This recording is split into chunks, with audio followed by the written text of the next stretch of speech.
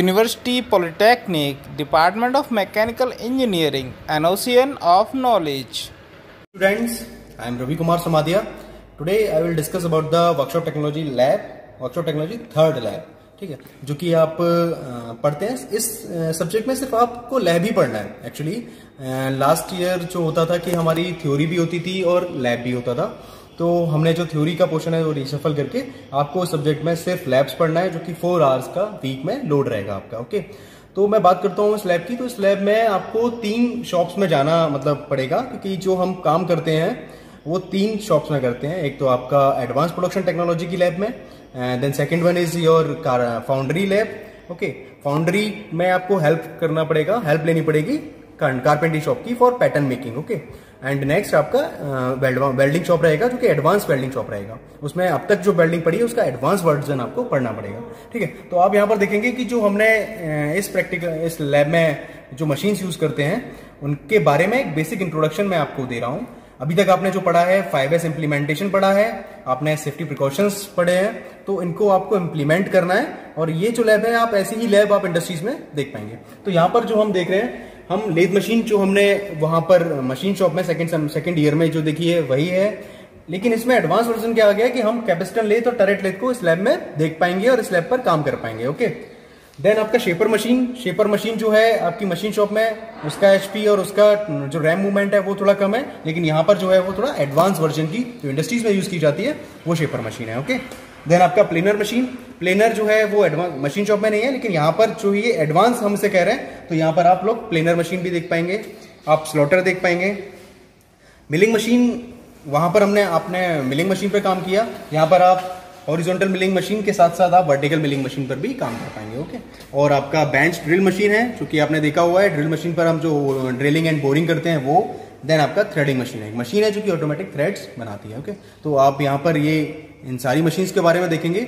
आपको जो फाइल में करना है, आपको क्या करना है कि जैसे हम फाइल बनाते हैं उसमें इंट्रोडक्शन का पहला प्रैक्टिकल ऐड करना है, जिसमें कि आपको बिल्कुल बेसिक आपने कौन कौन सी लैब यहाँ पर परफॉर्म करनी है, किस लैब में किस मशीन पर कौन कौन सा प्रैक्टिकल आपको परफॉर्म करना है. क्योंकि यहाँ पर आपको जो सारी मशीन दिख रही है इन पे आपको कुछ ना कुछ परफॉर्म करना है. परफॉर्म करना मीन्स आपको कुछ लर्न करना है कि what is the functioning of this machine and कैसे हम यहाँ से अच्छी फिनिशिंग, अच्छा वर्क पीस हम तैयार करेंगे. Okay, with so much focus. Okay student, ये हमारी लेथ मशीन है जो कि आपका वहाँ मशीन शॉप में भी आपने ऑपरेट की है.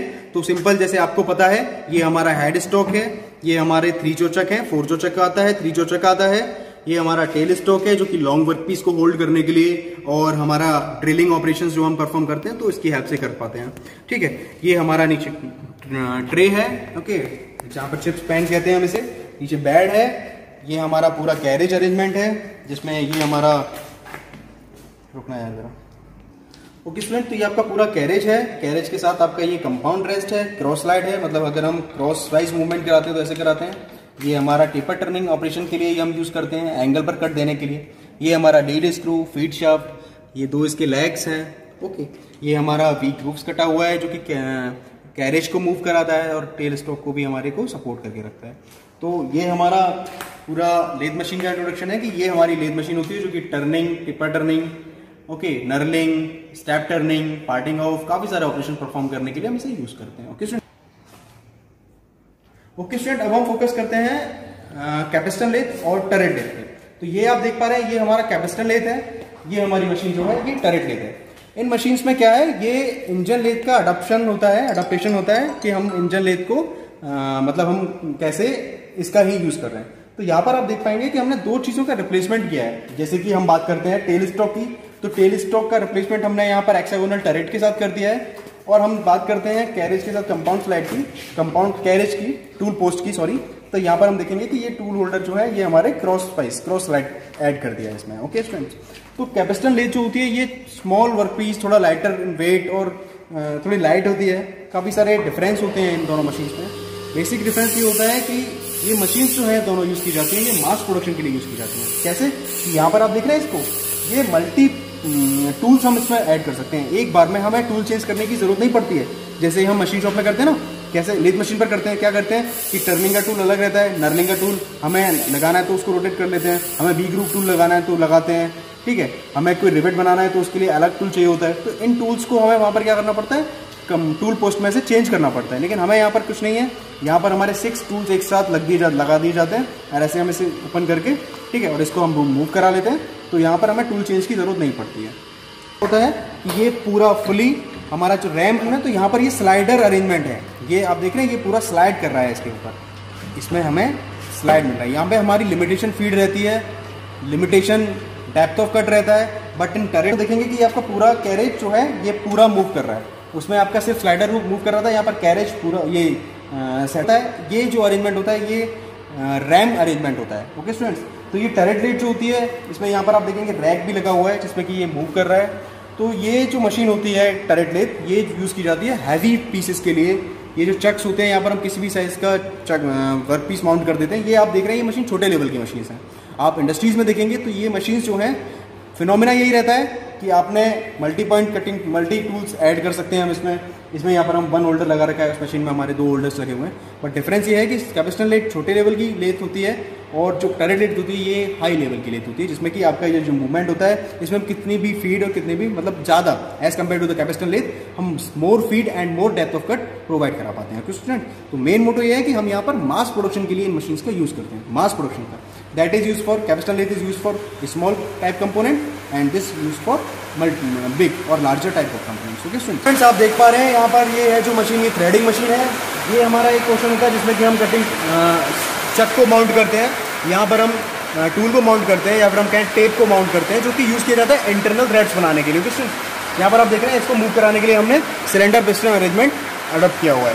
ओके स्टूडेंट, ये हमारी मशीन कहलाई जाती है थ्रेडिंग मशीन, जो कि हम इंटरनल थ्रेड्स के लिए ही यूज़ करते हैं। यहाँ पर ये हमारी ड्रिल मशीन है जो कि बेंच ड्रिल मशीन है, वर्टिकल एक्सिस में होती है।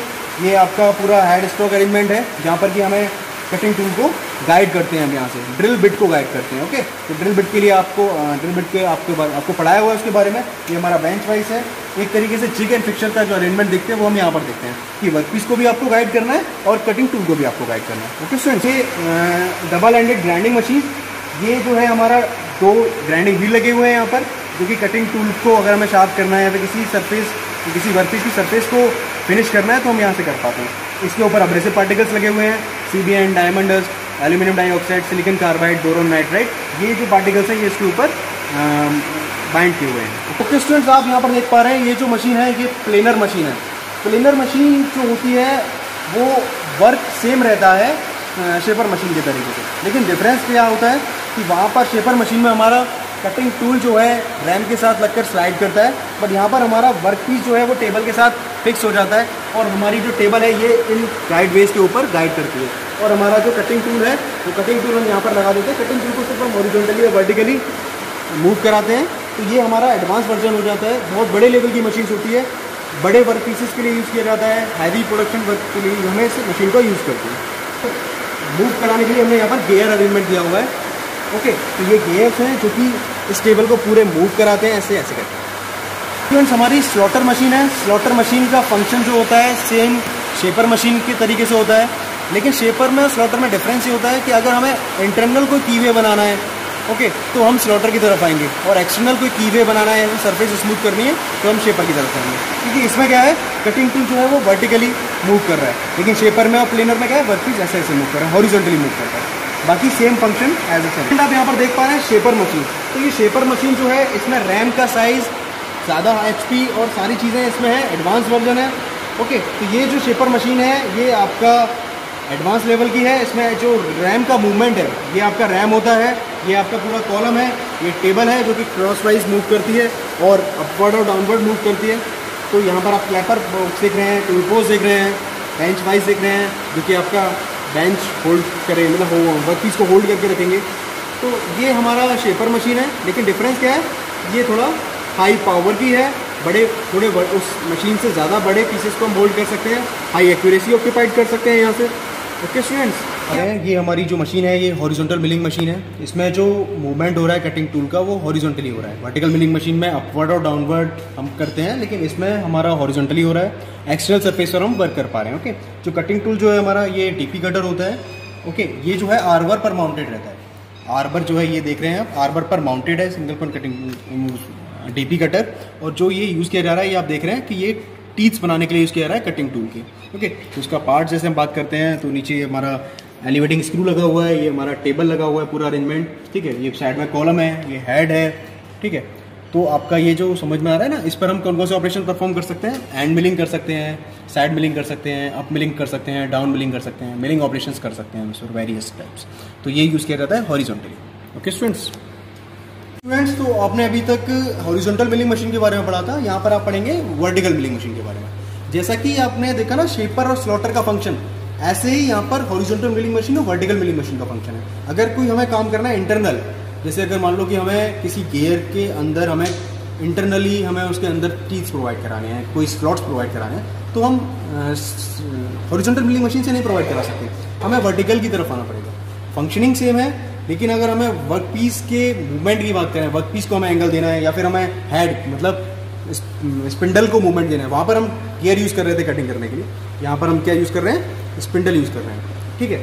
तो यहाँ पर आप देखेंगे ये मशीन जो है हमारी सेमी ऑटोमेटिक टाइप है। यहाँ पर हम प्रोग्राम भी सेट कर सकते हैं। ओके, ये हमारा कॉलम है, ये हमारा हेड है, ये बेड है जो कि बिल्कुल upward downward and cross slide movement भी इसमें हो सकता है। ओके, तो आप ये देख रहे हैं पूरा हेड जो ये है, हेड भी हमारा 45 डिग्री पर पूरा टर्न कर जाता है। ये हमारा नीचे एलिवेटिंग स्क्रू है जो कि अपवर्ड और डाउनवर्ड मूवमेंट मोशन प्रोवाइड कराता है। तो बेसिक डिफरेंस क्या है यहाँ पर कि इन मशीन्स में बेसिक डिफरेंस ये है कि हमें अपने अकॉर्डिंग, अगर हमें सरफेस पर काम करना है तो हमें मशीन थोड़ा वेरिएशन करना पड़ता है। जो काम हम हॉरिजॉन्टल से नहीं कर सकते वो काम हमें वर्टिकल मिलिंग मशीन से करना पड़ता है। जो काम हम शेपर से नहीं कर सकते वो काम हमें स्लॉटर से करना पड़ता है। तो इन मशीन का ऑपरेशन मीन्स कि कौन कौन से ऑपरेशन हम इस पर परफॉर्म कर सकते हैं, कौन कौन से पार्ट्स होते हैं इसके, किस पार्ट का क्या फंक्शन होता है, ये हमें बिल्कुल समझने की बिल्कुल नॉलेज है, मतलब ज़रूरत है। और जब आप आगे अभी प्रैक्टिकल्स में देखेंगे तो एक एक मशीन पर जैसे हम काम करेंगे तो उस मशीन के बारे में ही डिस्कस करेंगे। ओके, तो ये आपका पहला प्रैक्टिकल था। आई होप आपको समझ में आया होगा मशीन्स के बारे में। Thank you.